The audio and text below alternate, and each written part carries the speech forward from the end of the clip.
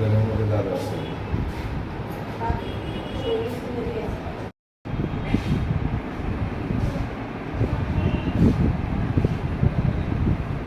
গত 9 তারিখ রাত্রেবেলা একটা সাধারণ 300 টাকার একটা ট্রানজ্যাকশান নিয়ে ল্যান্ডম্যান নিয়ে তারা 4 জন মদমত্ত অবস্থায় ঝগড়াঝাটি করে এবং 4 জনের মধ্যে একজনকে সুরজিৎ নামের একজনকে 24 বছর বয়স দা দিয়ে কুপিয়ে বাবুল আজাদজি, সুমন রায় এবং রাজু সরকার তারা খুন করে।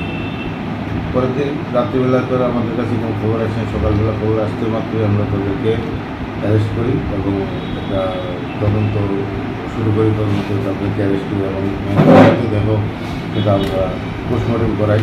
তারপর তাদেরকে আমরা কোর্টে পাঠিয়ে 3 দিনের রিমান্ড এনেছি, কারণ যে দাও দিয়ে মার্ডার করেছিল সেই মার্ডারের দাওটা আমরা রিকভারি করার জন্য দীর্ঘ 24 ঘন্টা তাকে আমরা লাগাতার ইন্টারভিউশন করার পরে সে বললো যে দাওটা যে এখানে মার্ডার হয়েছে তার পাশাপাশি একটা জঙ্গলে সে ডিল দিয়ে কেটে দিয়েছে।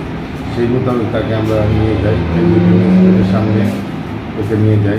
এলজিডি ম্যাজিস্ট্রেট ছিল এবং সেটা ভিডিওগ্রাফিও করি যে তার দেখা মতো তার যে দেখানো মতে আমরা বুঝাবুঝি করে জঙ্গল থেকে তার যে ওই কোনো অফেন্স যেটা দিয়ে মার্ডার করছে সে দাওটা আমরা রিকভারি করতে পেরেছি।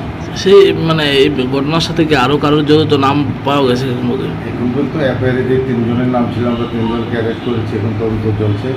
আর যদি কেউ থাকে তাদেরকে আমরা অ্যারেস্ট করছি।